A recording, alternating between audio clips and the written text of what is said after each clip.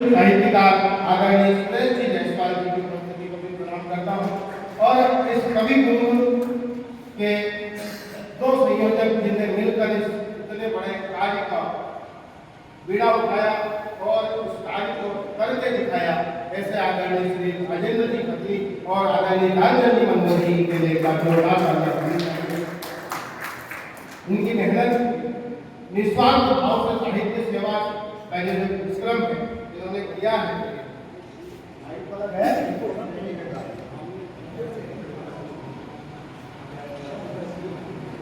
सर्वप्रथम मैं आपको क्या निवेदन करता हूँ कि दूर दूर से पधारे अतिथियों को अपनी मीठी मधुबान से बनाइए और आज की तारीख इतिहास में अमर हुई अंजनी लाल के नारों से गगन को बुझाइए।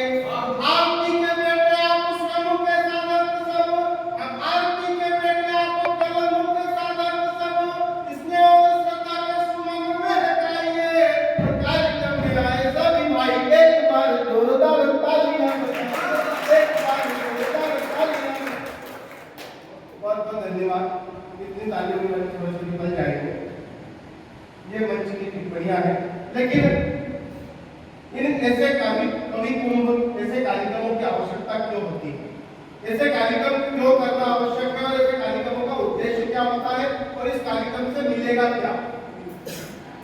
सर्वप्रथम इस कवि सम्मेलन कवि दो प्रकार के होते हैं, एक होता है साहित्यकार, एक होता है मंची कवि। साहित्यकार जो होता है वो आत्ममुक्तता के लिए लिखता है।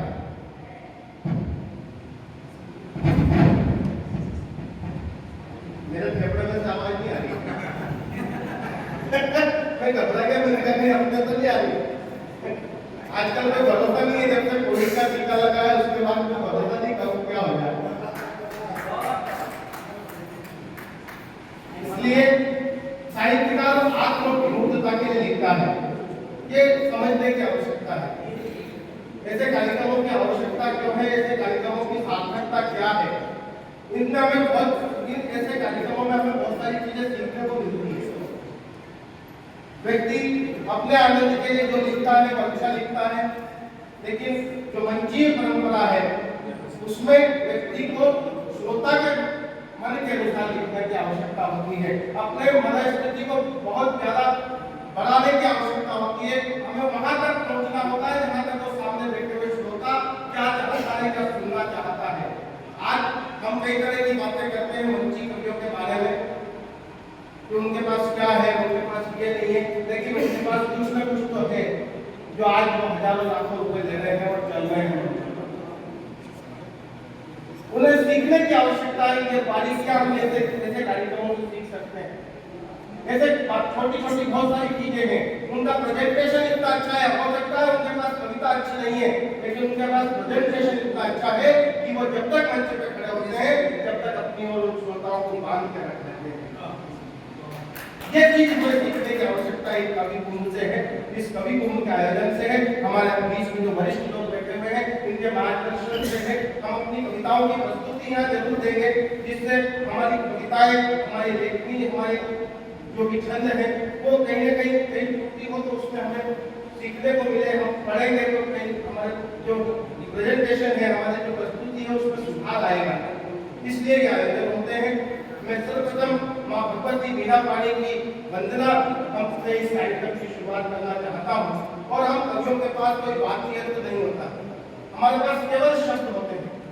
हम शब्दों से माँ की उपासना करते हैं, माँ का आवाहन करते हैं। और आज भी मैं माँ सरस्वती का आवाहन करता हूँ कि हे माँ सरस्वती, इस मंच पर विराजमान होना, इन कवियों के कंठ में विराजमान होना और अन्य सरसता प्रदान करना। मैं चार पंक्तियां निवेदित करता हूँ, सच्ची लग जाए, अच्छी लग जाए तो फिर मुझे आशीर्वाद दीजिएगा। पंक्तियां निवेदित करता हूँ।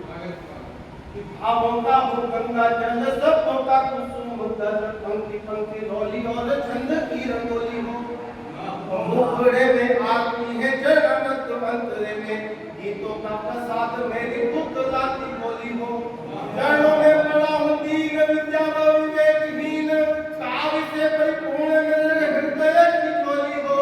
सत्य की पुकार करो, वीणा की झनकार मैया, भारत में हर दिन दिवाली व होली हो। भारत में हर दिन दिवाली व होली हो।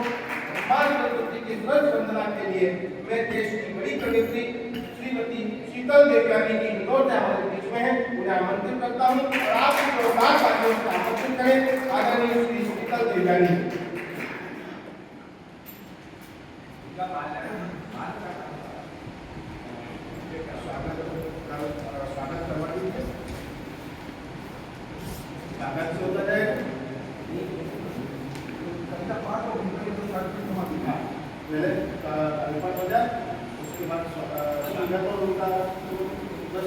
हमारी कवियत्री सुश्री देवयानी के स्वागत के लिए मैं ज्योति साक्योवार हमारी जावरे के अध्यक्षता को आमंत्रित करता हूँ कि वो सुश्री देवयानी जी का स्वागत करें।